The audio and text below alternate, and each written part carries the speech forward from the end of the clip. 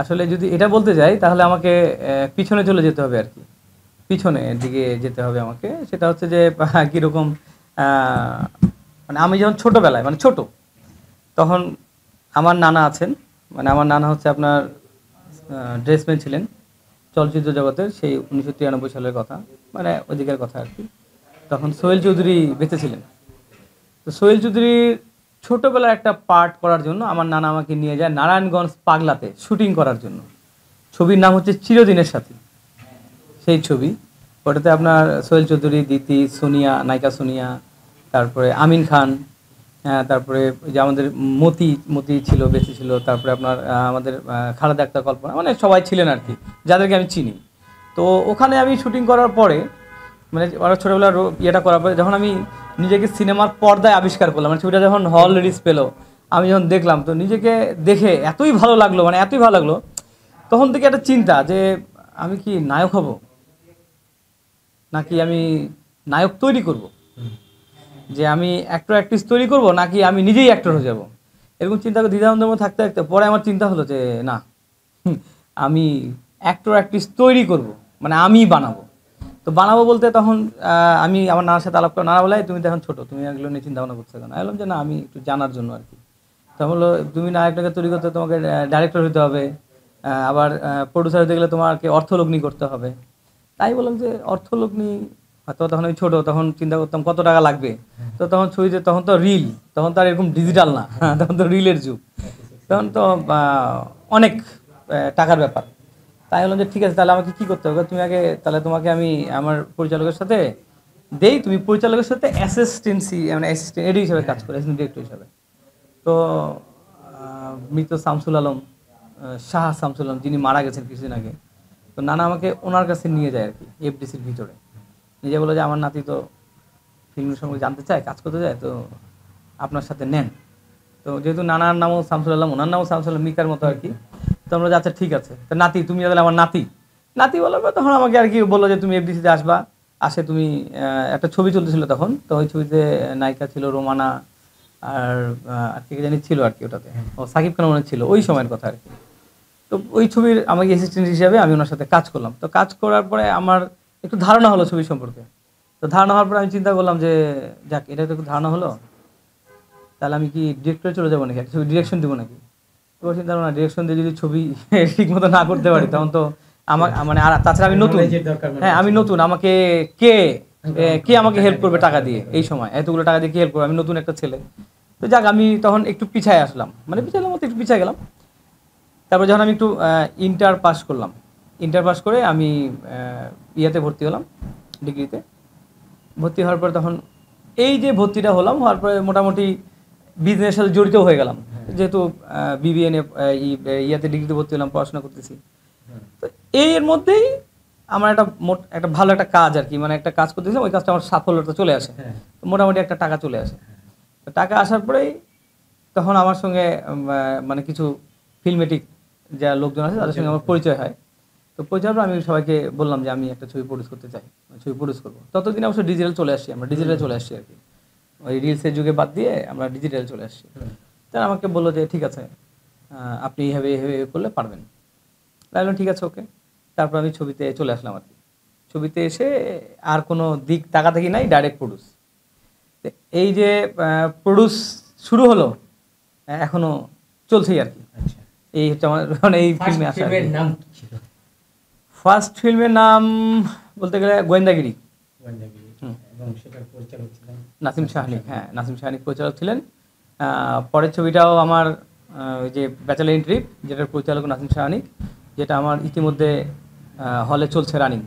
এটা তো মানে এটা আসলে বলে মানে প্রকাশ করবে এরকম মানে ভাষা নাই আর কি, কারণ এটা যে কত বড় আনন্দ।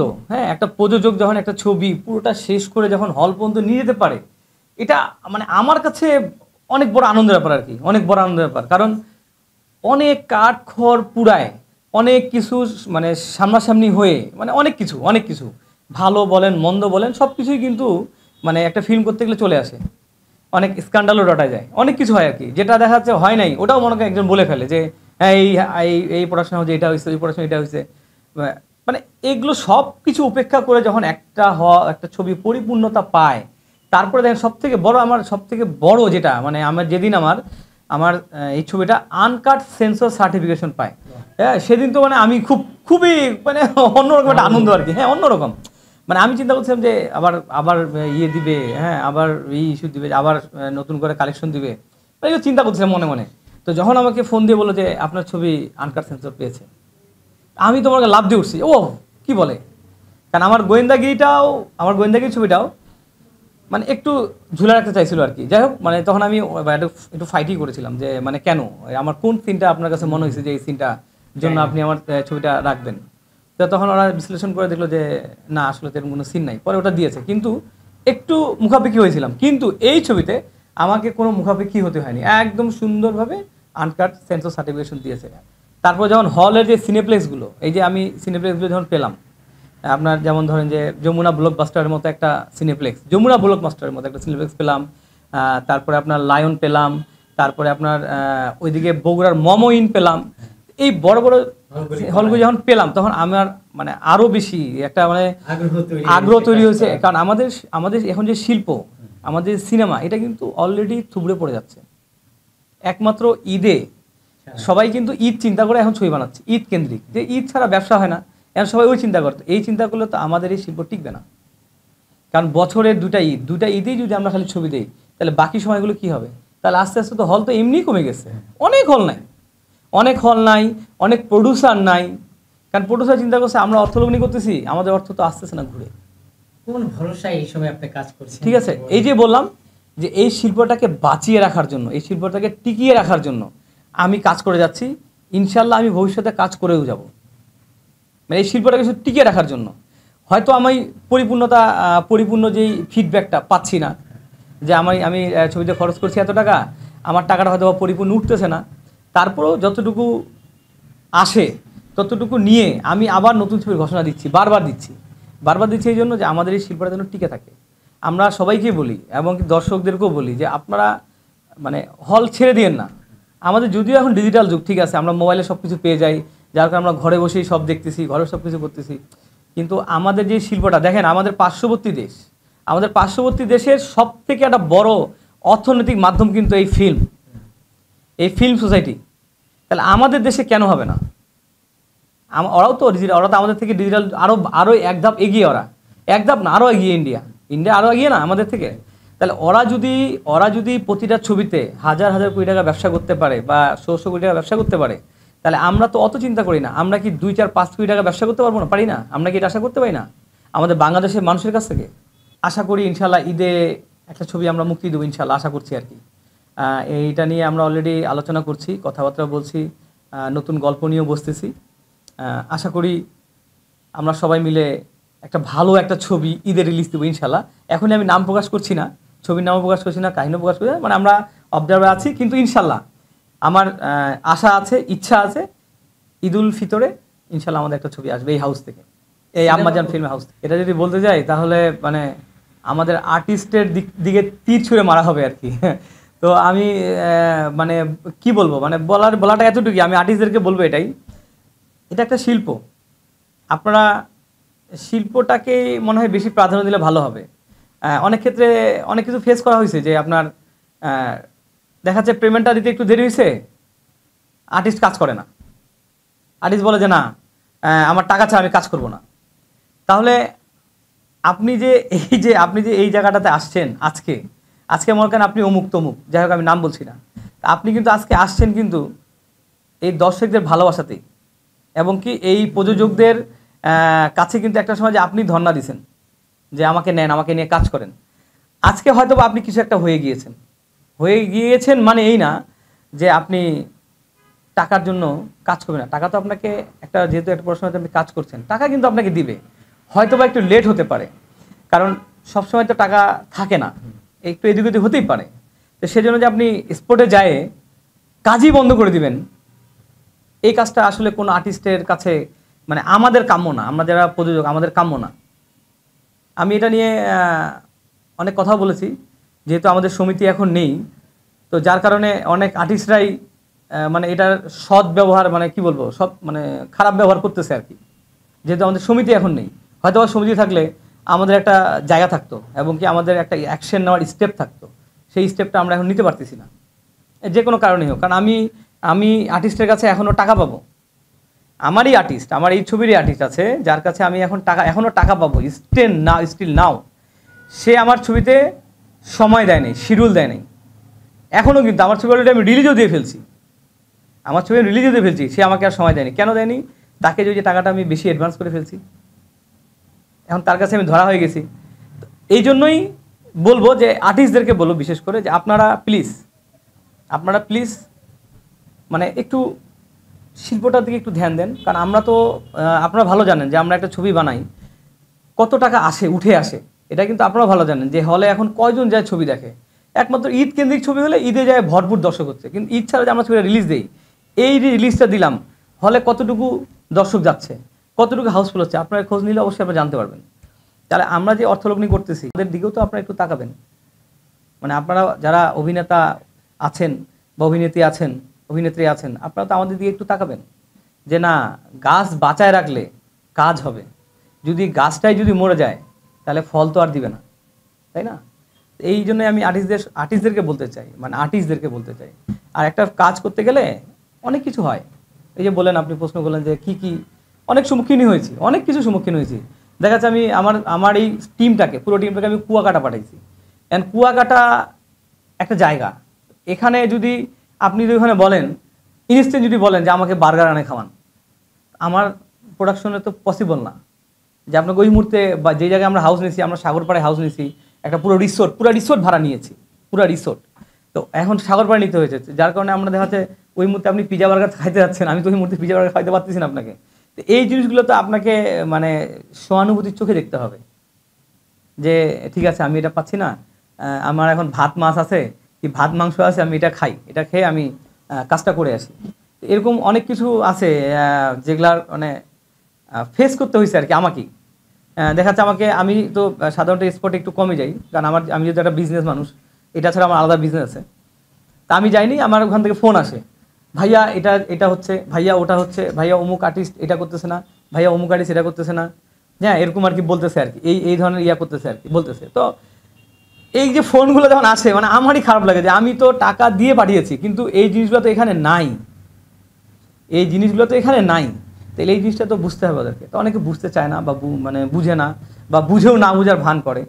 তো এই জন্যই বলবো যে আমরা যারা একটা টিম কাজ করি একটা সিনেমাতে বা নাটকে হোক, যেটাই হোক, সিনেমা হোক, নাটক হোক, যাই হোক, আমরা যেন সবাই একত্র হয়ে কাজটা করে সুন্দরভাবে একটা ভালো একটা কাজ ডেলিভারি দিতে পারি। এই যে প্রমোশনালের ক্ষেত্রে দেখেন, এই যে আমি কিছুদিন আগে আমি একটা আমার ছবি রিলিজ নিয়ে একটা প্রোগ্রাম করেছি, কোনো আর্টিস্ট আসেনি, শুধু কিছু মানে আমার যেগুলো মানে সাইড তারা শুধু এসেছে, যারা মেইন তারা একজনও আসেনি। তাহলে তাদের সঙ্গে কিন্তু আমার সাইনিং পেপারে কন্ট্যাক্ট ছিল, যে তোমাদের যেমন অনেকে আমার ছবিতে ডাবিংও দিতে আসেনি, এটা আমি বলি, এটা এই মেসেজটা অবশ্যই দিবেন আপনারা। এই ডাবিং নিয়ে কিন্তু খুব সমস্যা হয়, খুবই সমস্যা হয়। ডাবিংয়ে কেউ আসতে চায় না, সহজে ডাবিংয়ে আসতে চায় না। এই জন্য আমি এবার করেছি কি, আমার সাইনিং পেপারে আমি লিখে দিয়েছি যে আমার একটা পেমেন্ট আপনাদের ডিউ থাকবে, যেই পেমেন্টটা আপনারা ডাবিংয়ের দিনে আসবেন, এসে ডাবিং দিবেন, দিয়ে নিয়ে যাবেন। এটা কিন্তু আমি বলে দিয়েছি, উল্লেখ করে দিয়েছি। এবং আমার ছবির প্রমোশনালের ক্ষেত্রে আপনারা কিন্তু পূর্ণ সাপোর্ট দিবেন, এটা আমার সাইনিং পেপারে উল্লেখ আছে। তারপরেও দেখেন আমার কিছু আর্টিস্ট ডাবিংয়ে আসে নাই, আমি তাদেরকে বলেছি, আমি নাম বলবো না, আমি বলেছি যে আপনার কিন্তু সাইনিং পেপারে কিন্তু আপনার উল্লেখ আছে, আমাকে বলেছে সাইনিং পেপার ধুয়ে আপনি পানি খান। আপনি ব্যবস্থা নিলেন না কেন? এই যে আপনাকে বললাম যে আজকে আমার প্রযোজক সমিতি নাই দেখে আজকে আমি কোনো অ্যাকশন নিতে পারলাম না। আজকে যদি আমার প্রযোজক সমিতি থাকতো তাহলে অবশ্যই আমার প্রযোজক সমিতির ব্যবস্থা নিত, আজকে আমার সমিতি নাই বলে আজকে আর্টিস্টদের কোনো মানে তারা লাগামহীনভাবে তারা যা ইচ্ছা তাই করতেছে, নাহলে একজন আর্টিস্ট একজন প্রডিউসারকে কীভাবে এই ধরনের কথা বলে আপনি সাইনিং পেপার ধুয়ে পানি খান, এটা কত বড় কষ্টদায়ক আপনি চিন্তা করেন। একটা প্রযোজকের জন্য কত বড় কষ্টদায়ক যে একটা আর্টিস্ট বলে যে আপনি সাইনিং পেপার ধুয়ে পানি খান। প্রচুর জানা দরকার। মানে একটা প্রযোজককে এই যে অর্থ লগ্নি করতেছে এতগুলো টাকা, এই যে মনে করেন কোটি টাকা, হ্যাঁ লক্ষ টাকা লগ্নি করতেছে একটা প্রযোজক, আমার কাছে মনে হয় আমরা হয়তো আমি ভালোবাসে এখানে কাজ করতেছি, মানে ভালোবেসে, যে আমি যে একটু আগে বললাম যে আমি মানে চাই যে এই শিল্পটা বাঁচায় রাখা, টিকিয়ে রাখা, এই চলচ্চিত্রটাকে টিকিয়ে রাখার জন্য আমি ভালোবেসে কাজ করতেছি। যদি আমি বিজনেসে চিন্তা করতে যাই তাহলে অবশ্যই আমি প্রযোজনা করব না। যদি আমি বিজনেস চিন্তা করতে যাই আমি এই ছবি থেকে আমি এইটা লাভবান হব, যদি আমি এটা চিন্তা করি তাহলে আমি মানে প্রযোজনা আমাকে ছেড়ে দিতে হবে, আমাকে প্রযোজনা আমাকে দিয়ে হবে না। কারণ এখানে বর্তমান ঈদ ছাড়া যে কোনো ছবি আমরা ঈদ ছাড়া রিলিজ দিলে ওই ছবি কোনো মানে লাভের মুখ দেখতেছে না, লাভের মুখ দেখতেছে না। কারণ আপনি যদি আমাদের একটা টিম, এই টিম যদি পুরোটা যদি এগিয়ে না আসে, একটা একটা একটা একটা ফিল্ম তৈরি করলাম, এটাতে একটা প্রমোশনের ব্যাপার আছে না? এই প্রমোশনের দিক থেকে যদি পুরো টিম এগিয়ে না আসে তাহলে সম্ভব না, মানে প্রযোজকের আর প্রযোজনা করা পসিবল হবে না। শুধু ঈদকে কেন্দ্র করেই তখন ওই 2, 4, 5টা 6টা 7টা ছবি বানাবে, তার মধ্যে মনে করেন 2টা 3টা ছবি হিট হবে, বাকি ছবি হিট হবে না, হয়তোবা কিছু টাকা উঠে আসবে ঈদের সময়। আর আদারওয়াইজ ঈদ ছাড়া ছবি বানাইলে মানে টাকা উঠে আসার কোনো সম্ভাবনা নাই। উঠে আসার সম্ভাবনা একটাই আছে, যদি আমরা সবাই সম্মিলিত হবে, অবশ্যই আর্টিস্টদেরকে, কারণ দিন শেষে দর্শক কিন্তু আর্টিস্টের মুখ দেখতে চায়। তো একটা আমি যমুনাতে ছবিটা, যমুনা বলে আমার ছবি চলতেছে, এখন যদি ওখানে যদি আমার মনে করেন যে আমার মেন আর্টিস্টরা যেত, তাহলে অবশ্যই দর্শক আরও 10টা বাড়তো। কি প্রযোজক হিসাবে আপনার সফলতা বলবেন না ব্যর্থতার কথা বলবেন যে আজ করতে পারেন না? এটা আসলে কি বলবো, সফলতা বলা যাবে না, ব্যর্থতা বলা যাবে না। এখন ওইটা বললাম যে মানে দোষ দিতে গেলে আমি দোষ দিব, হয়তো বা তারাও আবার বানিয়ে কিছু দোষ দিবে আমাকে। কিন্তু আমি তাকে থেকে একটা কথাই বলবো যে তোমরা যখন বানিয়ে দোষ দিবা, আমি তখন একটা কথাই বলবো যে তোমরা আমাকে কি সাপোর্ট দিছো। আমি আমার আর্টিস্টদেরকে বলবো তোমরা আমাকে কি সাপোর্ট দিছো। তোমরা ছবি শুটিং করতে যাও, তোমরা একজন একদিকে চলে যাও, তোমরা সেটে সারাদিন পার করে যে সেটে যাচ্ছ 7, 7:30, 8টার দিকে সেটে যাচ্ছ, তা আবার সকাল না, সন্ধ্যা 7:30, 8টার দিকে সেটে যায়। এগুলো অনেক অভিজ্ঞতা, মানে এগুলো তিক্ত অভিজ্ঞতা আছে আমার। মানে তারপরেও আমি এই চলচ্চিত্রটাকে বাঁচায় রাখার জন্য ভালোবাসা, মানে যে বললাম ভালোবাসা থেকে আমি এই চলচ্চিত্রটাকে বাঁচায় রাখার আমি ছবি করে যাব ইনশাল্লাহ। আমি চেষ্টা করবো প্রতি বছরে 2টো করে ছবি আমার হাউস থেকে যাবে, আমি রিলিজ দেবো ইনশাল্লাহ। এটা খুব ভালো প্রশ্ন করেছেন। আসলে যারা নিউ কামার এরা কিন্তু আপনার খুব দাঁড়ে ঘুরে, হ্যাঁ অমুক হাউজে ঘুরে বেড়ায়, দাঁড়ে ঘুরেই, মানে ঘুরতেই থাকে এরা, কিন্তু সঠিক জায়গাটা এরা খুব কম পায়, কারণ আমাদের এখানে তো জানেন মিডিয়াতে ভালো খারাপ মিলেই আছে, সব ক্ষেত্রেই ভালো খারাপ আছে। তা আমার মনে হয় আমার এই সেক্টরে একটু খারাপটা বেশি আছে, কারণ অনেকে মিস ইউজ করে অনেকে, কিন্তু এই যে মিডিয়ার সময় কিন্তু অনেকে খারাপ ধারণা আছে। অনেক গার্জিয়ানকে দেখবেন এই মিডিয়াতে কাজ করেও ভালো না, কিন্তু আসলে কি ভালো না এটা কি আপনি সামনে আসে দেখেছেন? অবশ্যই দেখেননি। ভালো না থাকলে তো এই শিল্পটা টিকে থাকতো না, তাতে এটা আরও আগে মুখ চুরি পড়ে যেত, সবাই এটা নিয়ে আন্দোলন করে এটাকে ফেলাই দিত, বলে না এটা হবে না, এটা খারাপ। ভালো খারাপ সব জায়গাতেই আছে, হয়তোবা যারা খারাপের সংস্পর্শে চলে যাচ্ছে তারা খারাপটাকেই মনে করতেছে, ওটাই মনে খারাপ। কিন্তু যারা ভালো সংস্পর্শে আসতেছে, যেমন আমার এখানে যারা নিউ কামার কাজ করেছে এবারও, এদেরকে একটা করে সবাইকে বলেন, সবাই বলো যে না আমরা ঠিক সঠিক জায়গায় গিয়েছি, এবং কি আমরা কাজ করেছি, এবং কি আমাদের ছবি হল পর্যন্ত গিয়েছে, রিলিজ হয়েছে, তাহলে এদের ধারণা কি খারাপ হবে? অবশ্যই এদের ধারণা ভালোই হয়েছে যে না মিডিয়া ভালো। এই জন্য আমি নিউ কামারদেরকে, ওরা যেন ওইভাবে মিস ইউজ না হয়, আমি নিউ কামারদেরকে সুযোগ দিই যে হ্যাঁ তারা যেন আরও উৎসাহিত হয় না এখানে আমি কাজ করতে পেরেছি, এখানে কাজ আসলেই ভালো কাজ হয়।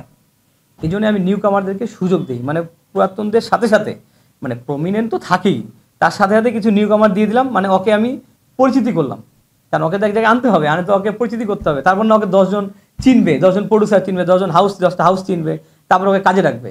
যার জন্য আমি নিউ কামারদেরকে আমি সুযোগ দিই, আর কেউ দেখ আর না দেখ, আমি আমার ছবিতে এবং কি সামনের ছবিতেও নিউ কামারদেরকে, অবশ্যই নিউ কামারদের জন্য আমার একটা জায়গা থাকে, মানে গল্পের মধ্যেই থাকে। এবং কি আমি স্ক্রিপ্ট যারা গল্প লিখতেছে রাইটারকে আমি বলে দিই যে নিউ কামারদের জন্য 2 থেকে 3টা নিউ কামারের জন্য তুমি গল্পটা ওইভাবেই তুমি তৈরি করবা, যেন আমার 2-3টা নিউ কামার ঢুকতে পারে, যেন ওরা আসতে পারে। এই জন্য প্রতিটা ছবিতেই আমার দেখবেন আপনি, প্রত্যেকটা ছবিতে আমার নিউ কামার থাকি। আমার হাউস থেকে নির্মিত হচ্ছে এখন পর্যন্ত 4টা সিনেমা, রিলিজ হয়েছে তার মধ্যে 2টো, হ্যাঁ, আর দুটো রিলিজ না হওয়ার পিছনে মানে ওটা আমার প্রথম ফিল্ম ছিল, তো ওই জন্য ওটা নামও বলিনি আপনাকে। আচ্ছা তো ওটা আমি প্রতারণার শিকার হয়েছিলাম, আচ্ছা। মানে পুরোই প্রতারণার শিকার হয়েছিলাম। প্রথম ছবি। হ্যাঁ, প্রথম দুইটা ছবিতেই, মানে ওই দুইটা ছবি আমি পুরা প্রতারকের পাল্লায় পড়ে গিয়েছিলাম। কাগজপত্র আমার নামে, সব কিছু আমার নামে। এটা নিয়েও বলতে গেলে আবার আমাকে এফডিসির পরিচালক সমিতিকে দোষ দিতে হবে, আমার প্রযোজক সমিতিকে দোষ দিতে হবে, কারণ আমার একটা মালিকানা ছবি আরেকজনের নামে কিভাবে চলে যায়।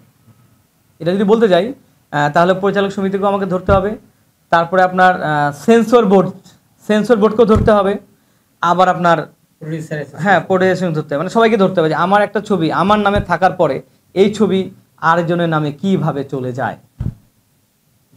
হ্যাঁ, তো আমি মানে এটা পুরো একটা মানে কি বলবো, মানে নতুন তো বুঝি নাই। তো যে বললাম না যে এই লাইনে খারাপের সংখ্যাটাই বেশি, আসলে খারাপের সংখ্যাটাই বেশি। যদি আপনি না জানে না বুঝে যদি আপনি এই জগতে পা দেন, তাহলে আপনি ডেফিনেটলি আপনি প্রতারণার শিকার হবেন। এটাই বললাম যে সিনেমা তো বললামই যে আমার ভালোবাসা, এটা মনে করেন আমার অন্তরের একটা সাইড, মনে করেন যে নিয়েছে সিনেমাটা আর কি, মানে একটা সাইডই আছে ওর জন্য, আলাদা একটা সাইড সিনেমা, এই চলচ্চিত্র আর কি। এই জন্যই ভালোবাসার দিক থেকে এই সিনেমা আমি যদি লসও করি, লস হচ্ছে বা করতেছি, ভালোবাসা আছে না, মানুষ ভালোবাসে কি করে, মানুষ ভালোবাসে কিন্তু ওই যে সম্রাট শাহজাহান কিন্তু তাজমহল বানাইছে কিন্তু ভালোবাসার জন্যই কিন্তু তাজমহল বানিয়েছে। তা আমিও মনে করেন ভালোবাসার জন্য এই শিল্পটাকে, এই চলচ্চিত্রকে টিকিয়ে রাখার জন্য আমি সিনেমা করে যাচ্ছি। ইনশাল্লাহ ভালো কিছু হলে হবে, খারাপ কিছু হলে হবে, কিন্তু আমি সিনেমা করে যাবো। ব্যক্তিগত এবং ব্যবসায়িক জীবন নিয়ে একটু শুনি। ব্যক্তিগত বলতে আমার একটা গ্রুপ অফ কোম্পানি আছে, ওয়ারফায়ার গ্রুপ। এটাতে আমার রিয়েল এস্টেট বিজনেস আছে, এক্সপোর্ট ইম্পোর্ট আছে, তারপর ট্রাভেল এজেন্সি আছে, তো আবার আমাদের একটা ফ্যামিলি বিজনেস আছে এলিট ফুডওয়্যার লিমিটেড, ওটা আমাদের ফ্যামিলি বিজনেস। তো এই বিজনেস এগুলো আর কি করছি আর কি। ওখান থেকেই দেখা যাচ্ছে টাকা নিয়ে আসে এখানেই অর্থলগ্নি করছি আর কি, করে সিনেমা চালিয়ে যাচ্ছি। এডুকেশন আমি দিনাজপুরে আমার শৈশব কেটেছে, দিনাজপুর সদরে আমার বাসা। ওখানে আমার school Saint Philip's High School, ওখানে আমি পড়াশোনা করেছি। ওখানের পরে কলেজে ভর্তি হই দিনাজপুর আদর্শ মহাবিদ্যালয়, ওখানে পড়াশোনা করেছি, বিএ পাস করেছি ওখান থেকে, ওখানেই বিএ পাস করেছি ওই একই কলেজ থেকে। তারপরে ইন্টারের পরে অবশ্য ঢাকামুখী হয়েছি আমি, ইন্টারের পরে আমি ঢাকামুখী হয়েছি। ইন্টারের পরে ফুল ঢাকামুখী হয়েছে একবারে, মানে পার্মানেন্ট। এমনিও আমার দেশের বাড়ি কিন্তু দিনাজপুর না, আবার আমার দেশের বাড়ি কিন্তু বিক্রমপুর। আচ্ছা আচ্ছা। মানে আমার বাবা ব্যবসায়ী সূত্রে দিনাজপুরে চলে যায় আর কি, তখন থেকে ওখানেই সেটেল হয়, ওখানে বাসা বাড়ি মানে ওখানে কিনে নেয় আর কি, কিনে তারপর ওখানে আমাদের বসবাস। কিন্তু আমার বাবার দেশের বাড়িও আপনার বিক্রমপুর, আমার মার দেশের বাড়িও বিক্রমপুর। তো দেশের বাড়ি বলতে গেলে বিক্রমপুর, আর যদি বাইবর্ন বলি মানে জন্মস্থান, তাহলে সেটা দিনাজপুর। তো ওখান থেকে পড়াশোনা শেষ করে এমনি ঢাকাতে যাওয়া আসা করেছি। ইন্টারের পরে ফুলফিল এসেছি ঢাকাতে একবারে আর কি পার্মানেন্ট। আসার পরে তারপরে বিজনেস শুরু করেছি আর কি, শুরু করে ইনশাল্লাহ আল্লাহ সুবহানাহু ওয়া তাআলার দয়ায়, মানে আল্লাহ সুবহানাহু ওয়া তাআলার দয়ায়, আল্লাহ সুবহানাহু ওয়া তাআলার করুণায় এখন পর্যন্ত আমাকে পিছনে যেতে হয়নি এখন পর্যন্ত। মানে আমি তো আমার বয়স প্রায় 44। আমি ইন্টারের পরে যখন বিজনেসে নামি তখন থেকে এখন পর্যন্ত মানে আল্লাহ সুবহানাহু ওয়া তাআলা আমাকে, আমার বাবা মা কিন্তু মারা গিয়েছে অনেক ছোটোবেলায়, মানে একদম ছোটোবেলায়, আমি যখন হাঁটতেও শিখিনি তখন আমার মা মারা যায়, তার 40 দিন পর আমার বাবা মারা যায়। আমার নানুমণি আর খালামণির কাছেই আমরা বড় হই, মানে আমরা 3 ভাই 2 বোন, তার মধ্যে আমার ছোটো বোনটা মারা গিয়েছে। এখন আমরা স্টিল 3 ভাই 1 বোন আছি, আমার বড় বোন, আমার ভাই ছোট। তা আমার নানুমণি খালামণি অনেক কষ্ট করে মানুষ করেছে আর কি আমাদেরকে, আমার নানু অনেক কষ্ট করে মানুষ করে। তারপর থেকে যখন বিজনেসে নামলাম তখন থেকেও আমার নানু কোনো কষ্ট পেতে দেয়নি আমাদেরকে, ছোটো থেকে বড় হয়েছি। পড়ালেখা বলেন, এই যে আমাদের বাবা মা নেই, এটা কখনোই আমার খালামণি আমার নানুমণি বুঝতে দেয়নি, মানে কখনোই বুঝতে দেয় নাই যে আমাদের বাবা মা নাই, কখনোই বুঝতে দেয় নাই। তো যাই হোক, তখনও ঠিকমতো মানুষ হয়েছি। ইভেন ব্যবসা যখন নামছি তারপর থেকে এখন পর্যন্ত আল্লাহ সুবহানাহু ওয়া তাআলা দয়া এবং আল্লাহ সুবহানাহু ওয়া তাআলার কাছে মানে অগণিত শুকরিয়া, মানুষ তো বলে 1000 কোটি শুকরিয়া, আমি 1000 কোটি শুকরিয়া না, অগণিত শুকরিয়া আল্লাহ সুবহানাহু ওয়া তাআলার কাছে যে এখন পর্যন্ত আমি পিছনে ব্যাক করি নাই, সামনে আমি আগাচ্ছি, মানে এখনো এগোতে আছি। আমার সাফল্যতা যদিও কোনো কাজ সাফল্যতাও না পাই, কিন্তু আমি কিন্তু মুখ থুবড়ে পড়ে যাইনি। অনেক ব্যবসায়ী আছে দেখবেন যে ব্যবসায় লস হয়েছে, সে পড়ে গেছে, সে গাড়ি বাড়ি বিক্রি করে সে রাস্তায় নেমে গেছে, তার ব্যাংক লোন শোধ করছে। কিন্তু আল্লাহ সুবহানাহু ওয়া তাআলার দয়া আমি এখন পর্যন্ত ওই ইয়াটা এখন পর্যন্ত আমার হয়নি। আল্লাহ সুবহানাহু ওয়া তাআলার কাছে অগণিত শুকরিয়া যে আমাকে আল্লাহ পাক এখন রাস্তায় নামায়নি। আমার লস হলেও আমি কিন্তু উপরে যাচ্ছি, আমাকে আল্লাহ উপরেই রাখছে, এই জন্য আল্লাহ সুবহানাহু ওয়া তাআলা অগণিত শুকরিয়া। হ্যাঁ, দর্শকদের উদ্দেশ্যে এটুকু বলবো, আপনারা প্লিজ আপনারা হলে গিয়ে ছবি দেখবেন। আপনারা মোবাইলে ছোট্ট একটু স্ক্রিনে ছবি দেখিয়েন না, আপনারা হলে গিয়ে ছবি দেখবেন। আমাদের এই চলচ্চিত্রটাকে, আমাদের এই শিল্পটাকে আপনারাই বাঁচিয়ে রাখতে পারবেন একমাত্র। আমরা তো চেষ্টা করেই যাচ্ছি, আমরা আপনাদেরকে প্রতি বছরে একটা দুটা করে নতুন নতুন ছবি আমরা আপনাদেরকে উপহার দিচ্ছি, কিন্তু আমাদের উৎসাহটা আরও তত বেশি বাড়বে যখন আপনারা সবাই হলে গিয়ে ছবি দেখবেন। আরেকটা আমি মেসেজ দিব যে প্লিজ যারা আপনার পাইরেসি করেন, আপনাদের কাছে হাত জোর করে অনুরোধ, আমি একটা প্রডিউসার হিসাবে, যে আপনারা এই পাইরেসিটা বন্ধ করেন। আপনারা এই পাইরেসি করিয়েন না। একটা পাইরেসি করলে এই যে যারা হলমুখী হয়, যে দর্শকগুলো যাদের এখনও মনের মধ্যে হলের একটা ভালোবাসা আছে, এই ভালোবাসাটা কিন্তু কমে যায়।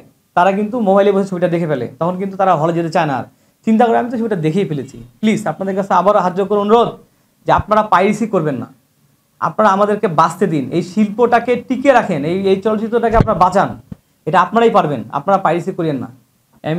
এমি টিভিকেও অনেক অনেক ধন্যবাদ, এত সুন্দর একটা সময় ব্যক্ত করে আমার সামনে হৃদয় ভাই, তারপরে ভাইয়ের নাম ভাই জুয়েল ভাই আছে আমাদের ক্যামেরার ওপাশে। বিশেষ করে যারা ক্যামেরার ওপাশে থাকে, ভাইরা কখনো সামনে আসতে পারে না, তা আমি কিন্তু ওই ক্যামেরার ওপাশে ভাইদেরকে আমি খুব ভালোবাসি, কারণ ওনারা কিন্তু এত সুন্দর করে একটা ক্যাপচার করে। হ্যাঁ, ওনারা যদি ক্যাপচারটা ঠিকমতো না করে তাহলে কিন্তু আমরা যে বলতেছি এটা কিন্তু আসবে না দর্শকের সামনে।